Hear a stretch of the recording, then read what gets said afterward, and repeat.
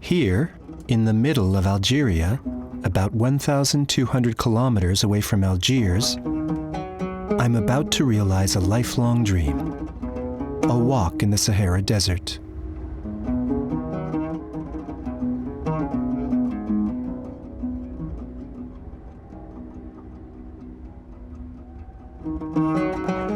But the desert isn't empty.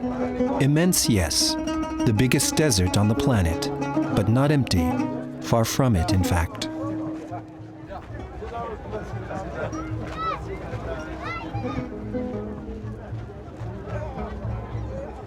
On the road to the Timimoun Oasis, I had imagined I would be in the middle of nowhere. Instead, I find myself in the middle of some sort of ceremony.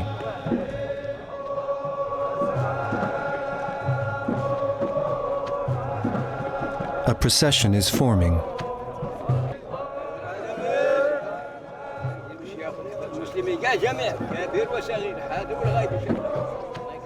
I wonder why so many people are meeting in the middle of the desert.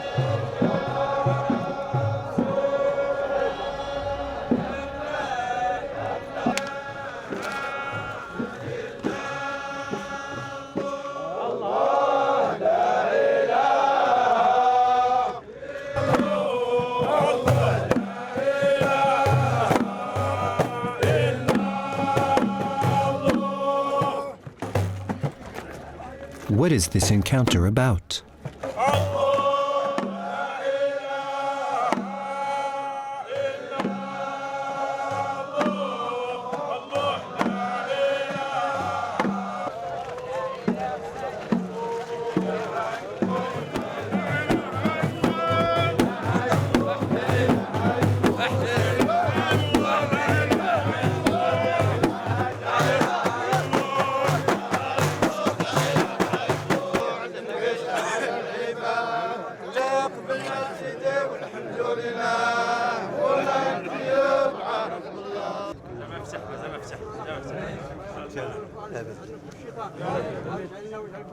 واسألك اللهم يا مبدئ يا معيد دوام الرعاية والتأييد لحكامنا المسلمين المجتهدين في شعائر الإسلام اللهم انصرهم وانصر علماءهم. And why is this tomb freshly whitewashed?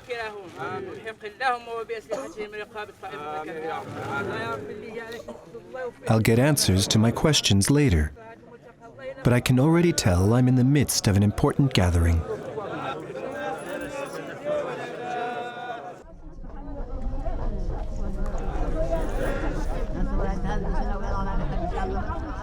In the Berber cultural tradition, a traveler is always made welcome.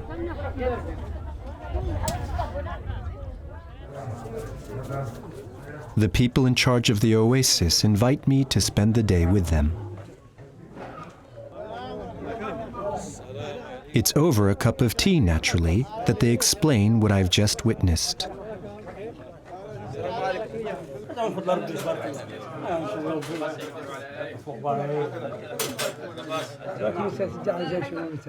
Every oasis has a zawiya, a little house, just like this one, reserved for guests, where we can have a cup of tea, eat, and even sleep.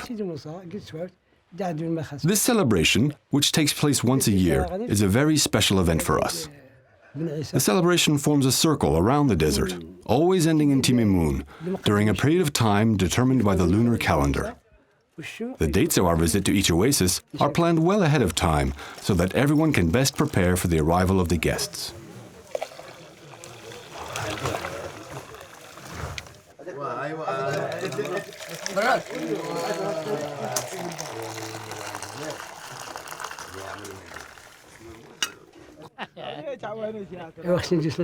Each oasis in the region is represented by a flag and takes turns receiving a delegation from the neighboring oasis.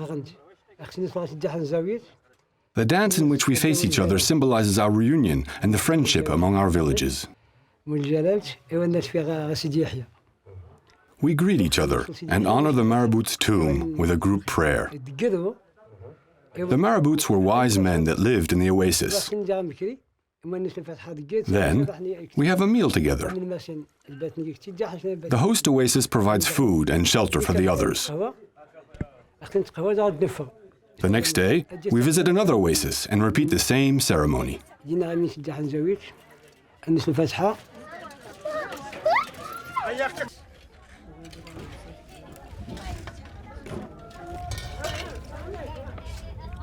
I didn't notice it right away because washing the dishes in water after a meal is so commonplace. But then I remembered I was in the middle of the desert. What a surprise then to see a pipe sticking out of the ground from which fresh, clean water flowed.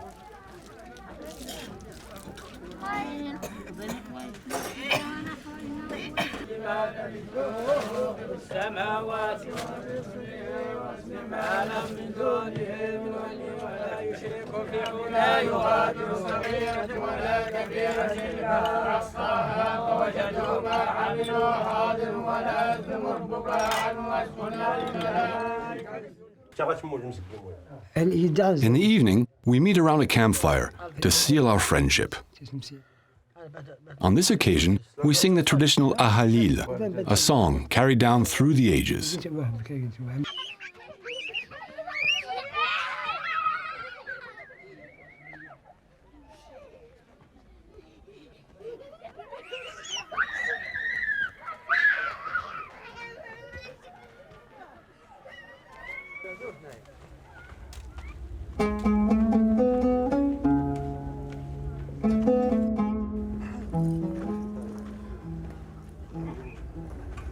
The nearly constant presence of water today intrigues me. And now I want to know how these little patches of green we call the oasis can exist in this sterile environment. In the meantime, I'm looking forward to joining my hosts for tonight's celebration and singing the Ahallil.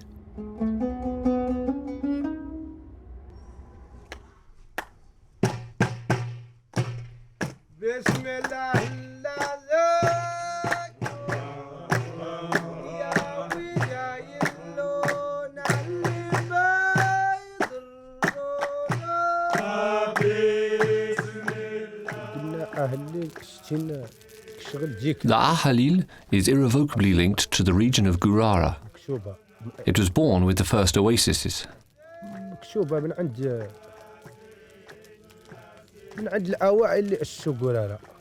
Back then, long ago, most people were illiterate.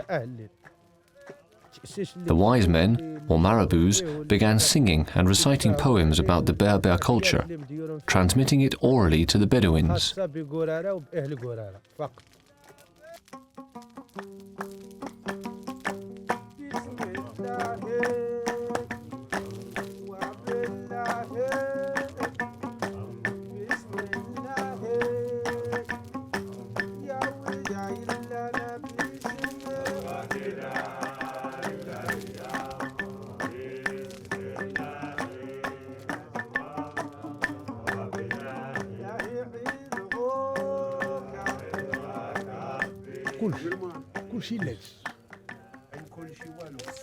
That's what the songs are about. Tribal life, water in the desert, and most importantly, the Fagaras. They also talk about the marabouts, religion, love, and all sorts of things.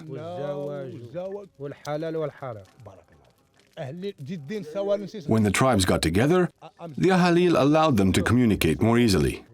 They could get different messages and points across indirectly in a very non-confrontational manner. The Ahallil is singing, but it's also a language. A language so precious it is protected by UNESCO.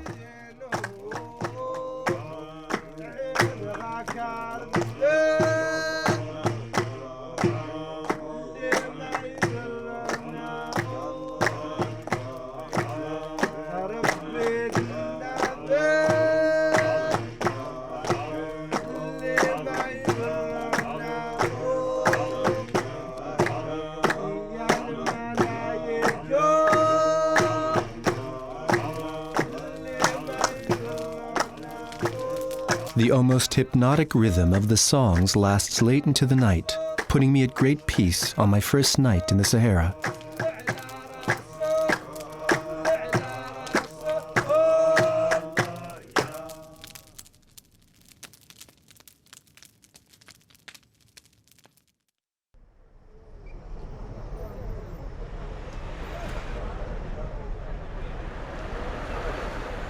Here I am in Timimoun, the capital of Gourara.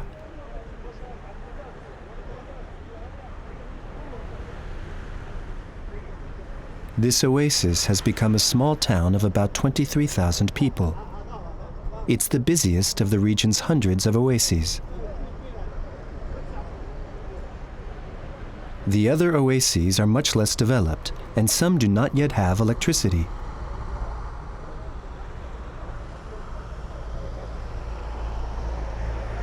For the time being, I let myself drift along with the current of activity in this section of downtown.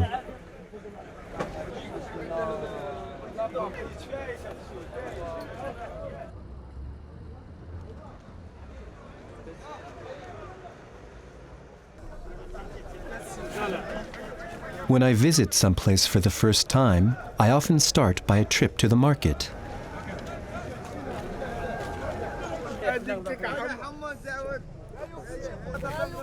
This market, although very far away from any sea, is strangely reminiscent of the Mediterranean.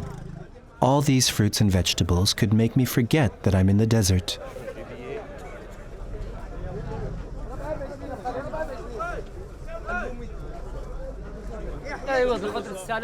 Here we are at the market in Timimoun, where I am selling carrots, cabbage, onions, parsley.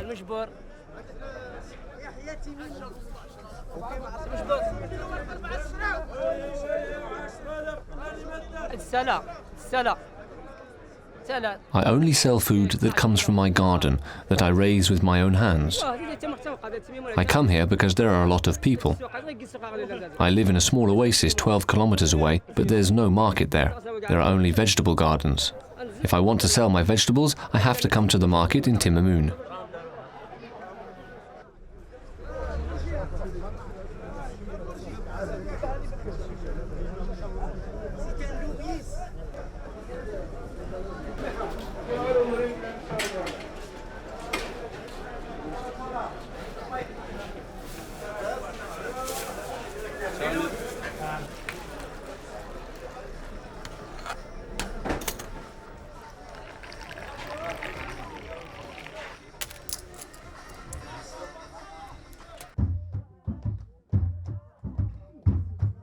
I go onward, deeper and deeper into my discovery of the city.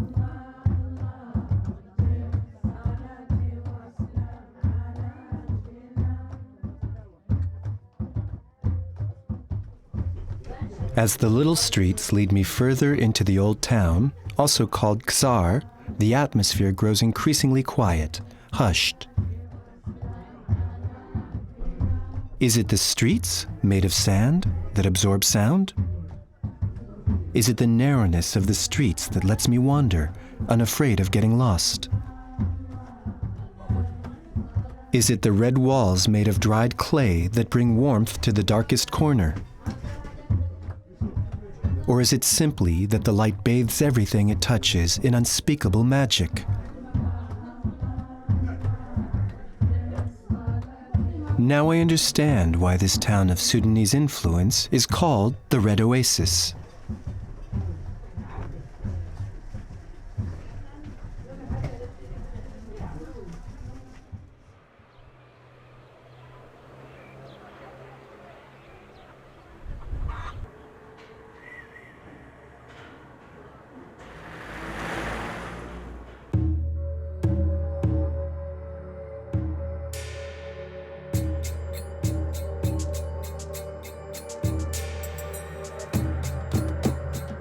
Later that afternoon on Timimoun's main road, I feel inspired and as though I have traveled back in time.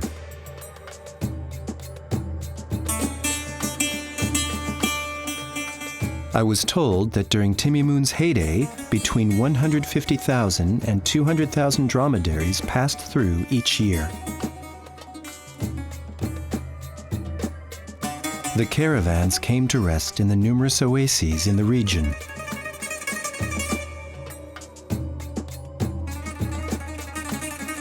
The Gourara has always been an artery, a crossroads in the Sahara, a connecting point between Maghreb and Africa.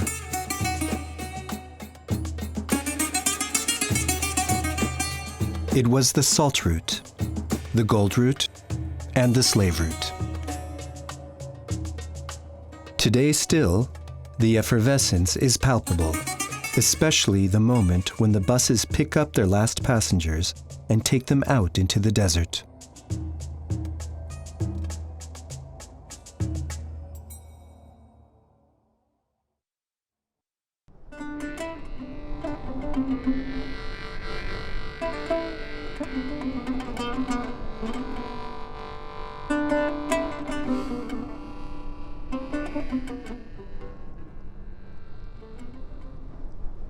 After a 12-kilometer drive, I meet up with a gardener from the market who receives me in his oasis.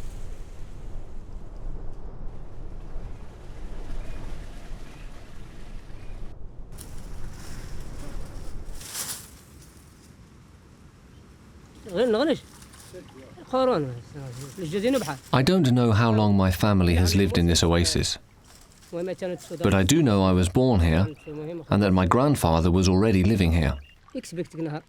My pond fills up every day, allowing me to water my lettuce, carrots and onions.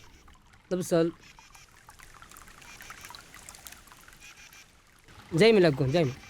water runs continuously in the gardens, day and night. You just have to make sure that sand doesn't block up the system. Gardeners have to maintain their canals to ensure this doesn't happen. You know, if the water stopped running, life here would quickly become impossible, and the entire oasis would have to move.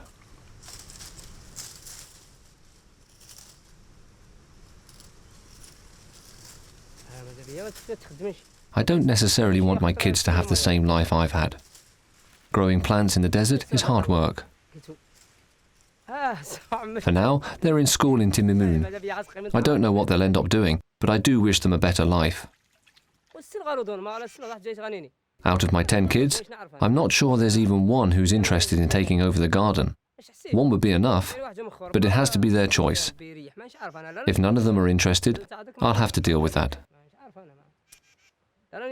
If none of my kids wants to take over the garden, I can always give part of it to another gardener on the oasis.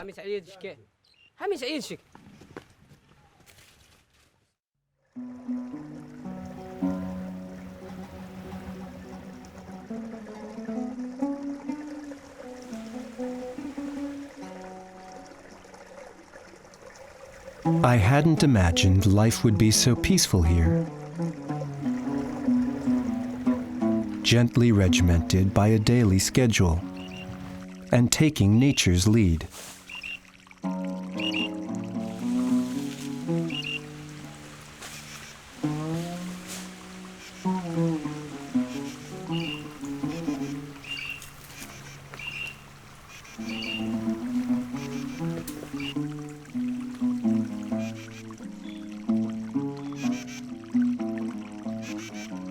This has been a perfect day.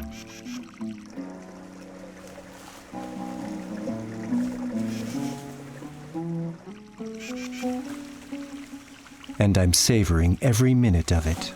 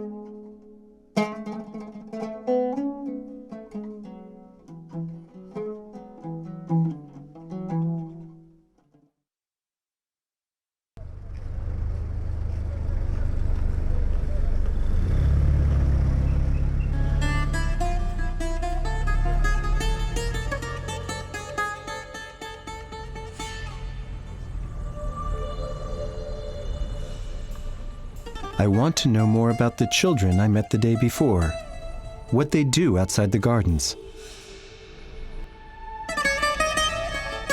Every morning, a bus makes the rounds among the oases and takes the children to primary and secondary schools in Timimoun.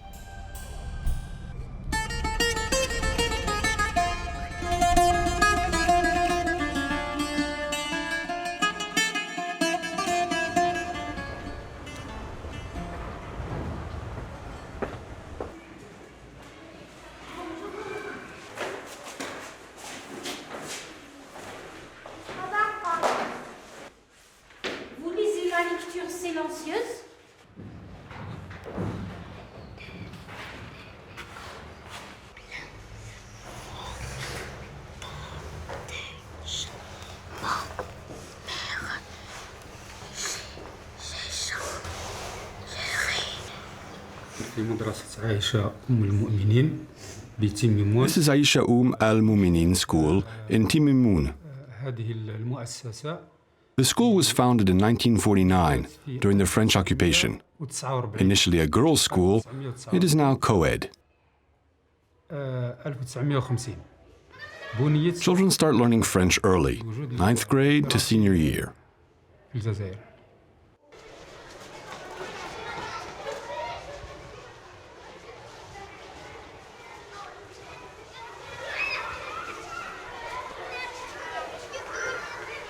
In the class we call technology, we teach the children how residents of the Gourara learn to tame the desert and create the systems for finding water.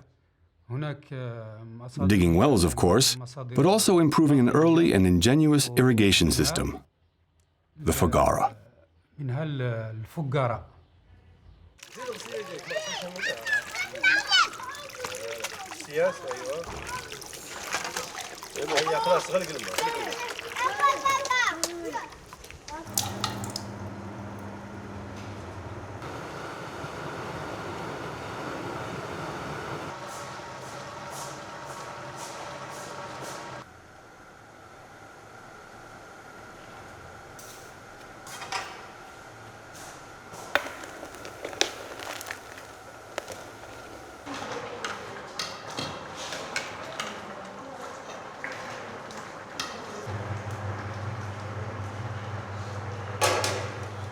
I remember what the gardener told me, his fear of having to abandon his garden one day if his children didn't wish to take it over.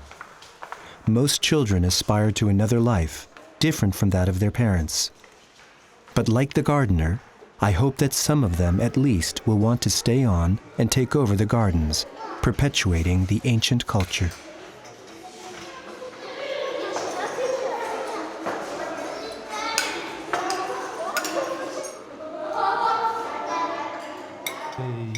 Several times a year, we organize field trips to the Oasis gardens.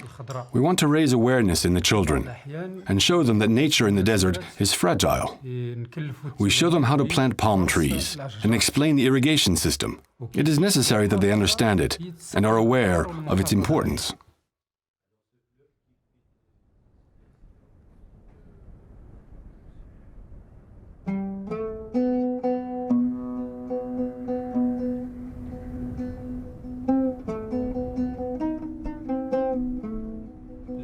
You can see the alignment of the Fagara and the wells dug every 5 to 10 meters.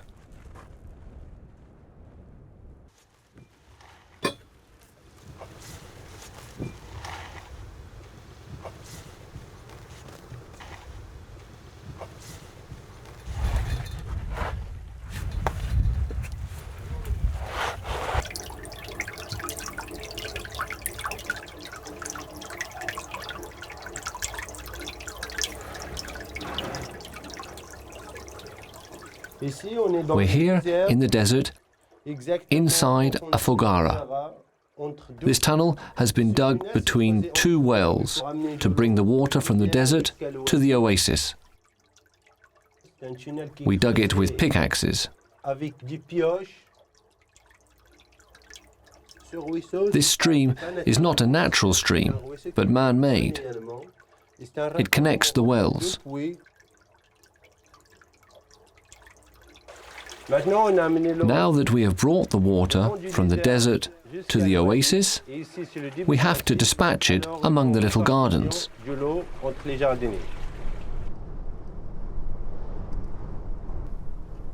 I'm fascinated by these fagaras, but let's see if I've understood how they work.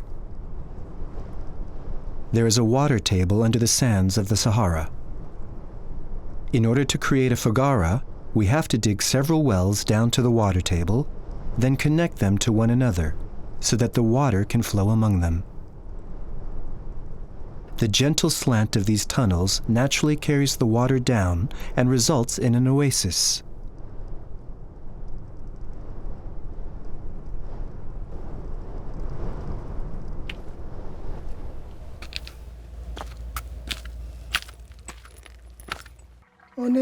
This is the palm grove of Timimoun.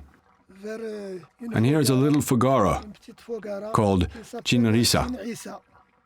Each fagara has its own name, its own leisure, and its own manager. This fagara comes from about 3 kilometers away. The fagara is cleaned every year, from top to bottom. This is the mouth of the fagara. We use a unit of measure called the temen to gauge the amount of water. The temen corresponds to approximately 1/2 a liter per minute. For example, this fagara measures in at 50 temen, and this one about 20 temen. We measure with this measuring stick. The day we measure the temen, we call in a measuring specialist. I'm not a measuring specialist, just a simple assistant manager. On the day we measure the water, we bring in this measuring stick, and the measuring specialist sets it up, like this. This stick indicates how many temen there are in the fagara. If there's been any increase or decrease. The gardener is not allowed to touch the holes of the tool.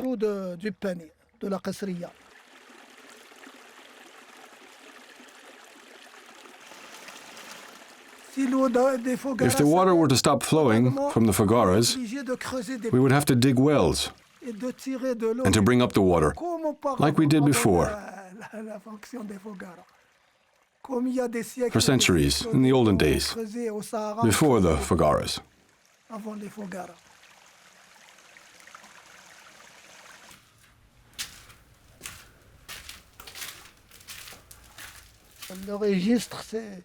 At the moment, I'm taking care of the ledger of the 3 fagaras in Timimoun. It is kept in a house in town.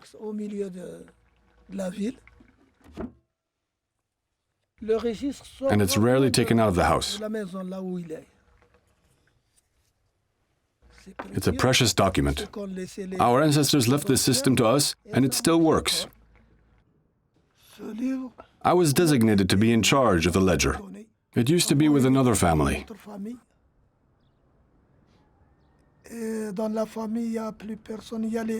But the kids in the family didn't want to take the responsibility.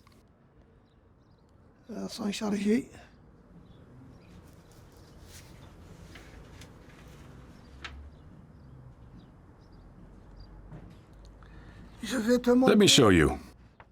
One man bought water from another.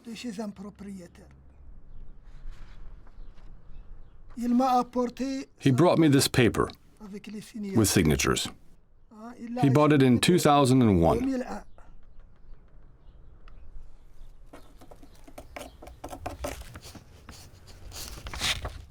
He gave me this paper so that I could enter the information in the ledger. Now I'm going to write this down too, so that I can give him back his paper. When I have about 10 or so, I'll write them in the ledger.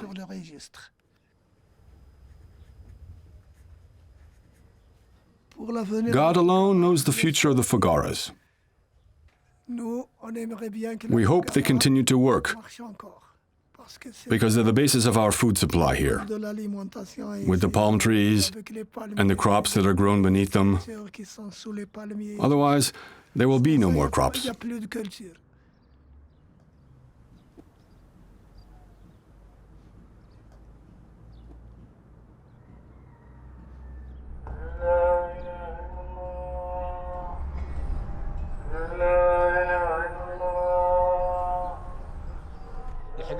In the Quran, there are specific prayers for rain. There hasn't been as much water in the gardens over the past years. I remember a time when we could hear the water singing in the foggaras in the heights of Timimoun. Today, the price of vegetables has gone up due to a lack of water.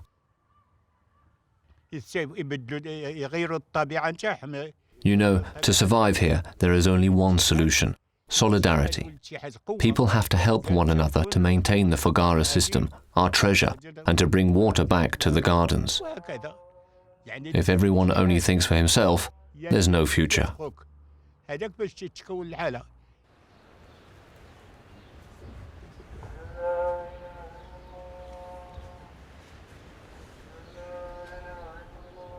The Fagara culture is passed on from one generation to the next, and no one can date its origin. Perhaps 10 centuries ago, perhaps more. But one thing is sure: the vulnerability of this mode of irrigation is on everyone's mind.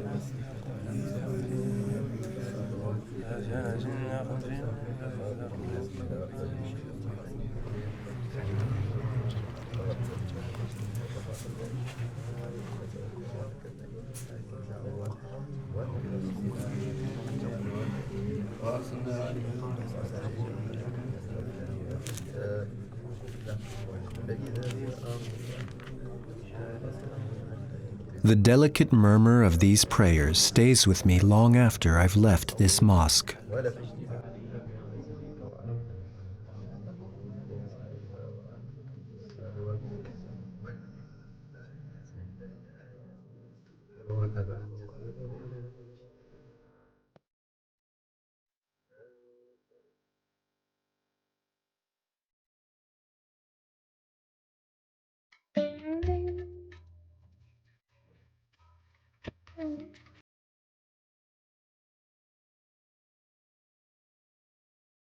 Suddenly, I want to get away and surround myself in the immensity of space.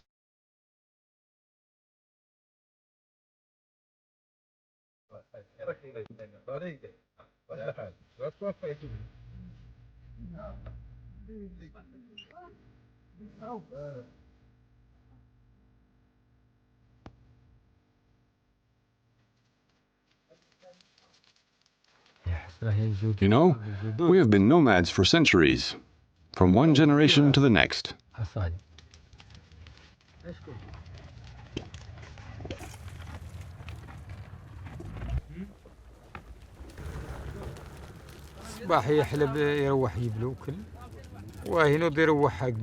The Bedouins' day begins early with a prayer. Then we milk the camels and lead the herd out into the fields. Then, around 3 or 4 o'clock in the afternoon, we have a bite before going back out to round up the animals.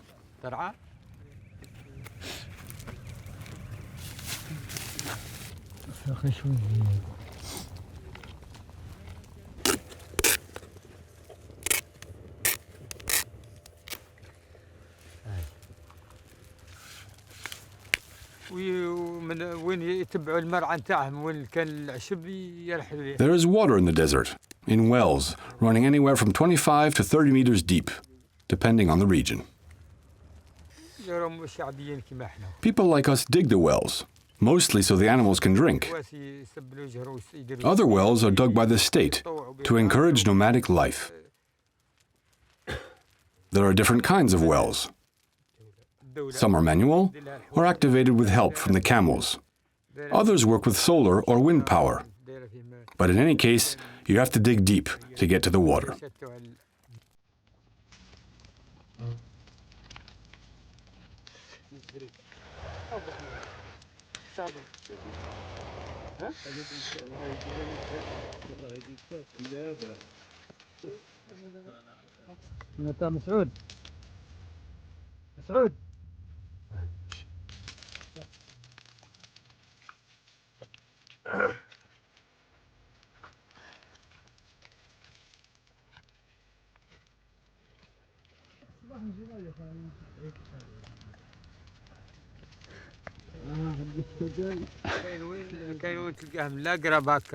In some regions, the wells are close to one another.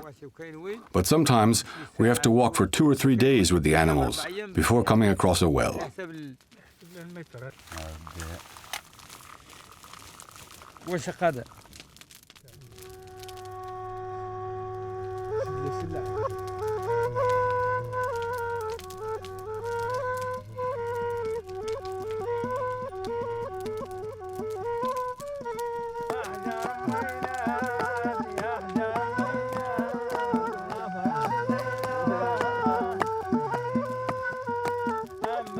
The conviviality of this evening almost takes my mind off the quickly dropping temperature.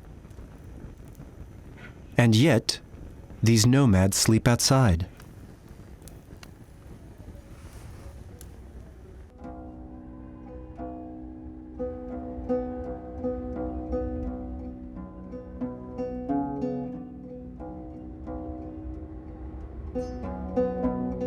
Nomads and gardeners have a very different approach to water. Nomads journey from well to well, sometimes over days, to find drink for their dromedaries. Gardeners, who require water daily, rely on the foggaras to fill their ponds. The pond is central to irrigating the gardens. Each gardener has at least one pond. The amount of water in the pond determines the cultivable area. The bigger the pond, the bigger the parcel of land. As long as there's enough water to keep it filled.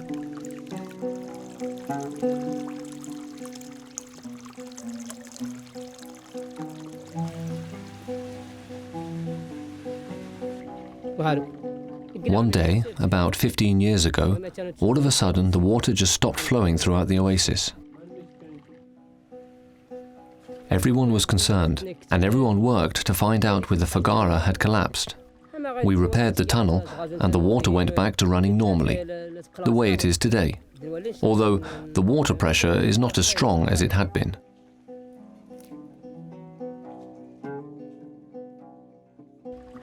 Now that people want running water in their homes, we've had to dig new wells that tap into the water table that feed the Fagaras. As a result, the water pressure has diminished in the gardens.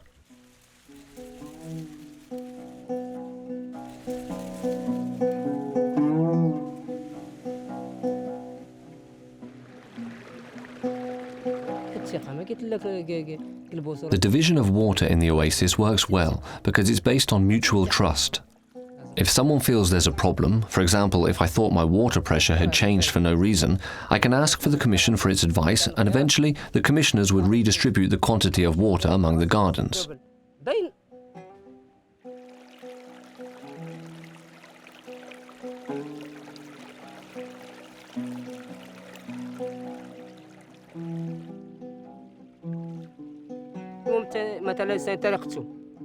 Measuring the water divided among the different parcels of land is a big responsibility.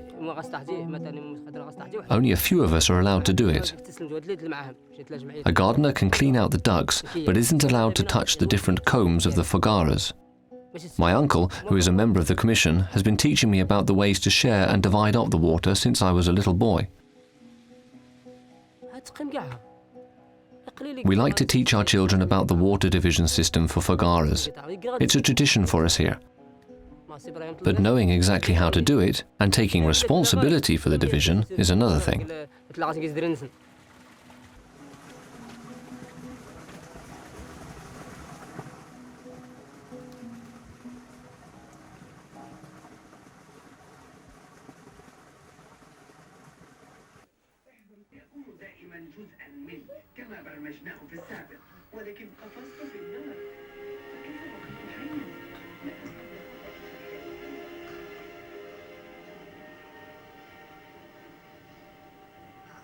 السلام عليكم. واش لاباس؟ كيف لك؟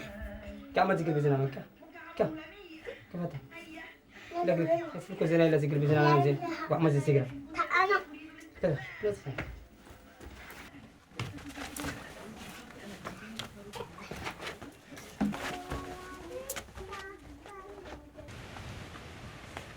Now, at the age of 50, the gardener has reached the required age to join the commission.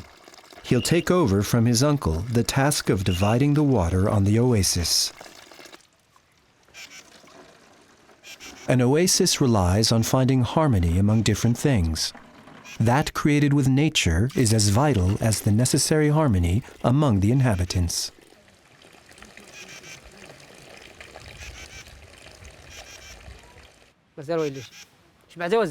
People involved in the water division and measuring process cannot be any younger, 50 or 60. The commissioners are trustworthy people that the village inhabitants respect and can count on. It's a very big responsibility, not only in our lifetime, but especially before God, who judges our actions.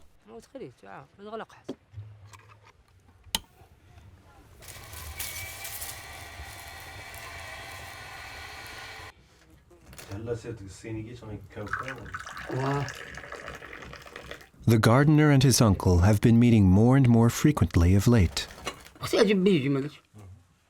My work is to divide the water among the different parcels of land on the oasis, based on the Fagara ledgers.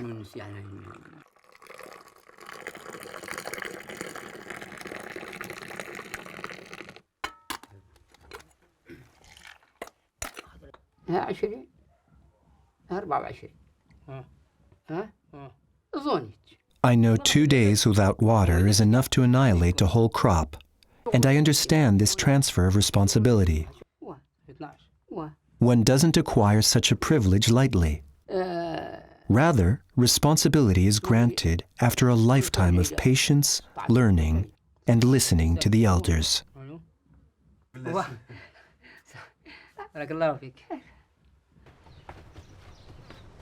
Thus begins a new commitment that will require his total dedication.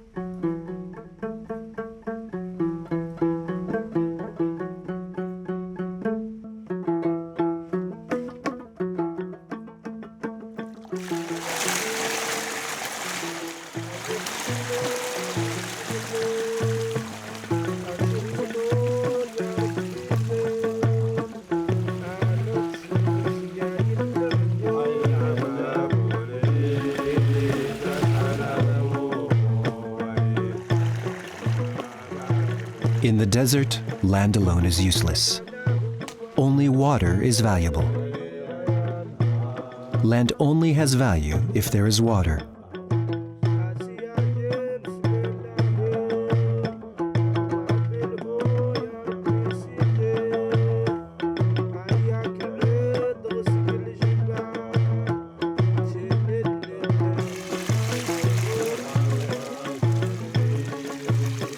By listening to nature, man has created life where it was least expected. Without genius or miracles, the oasis was born through hard work.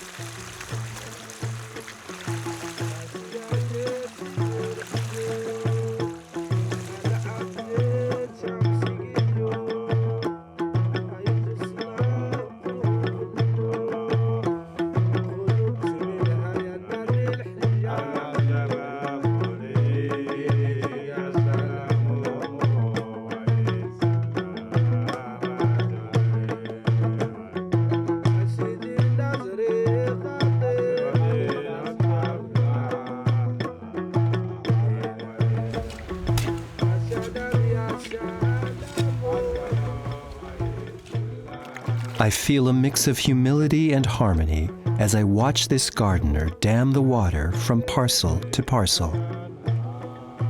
I could even forget that the Sahara is just a few meters away.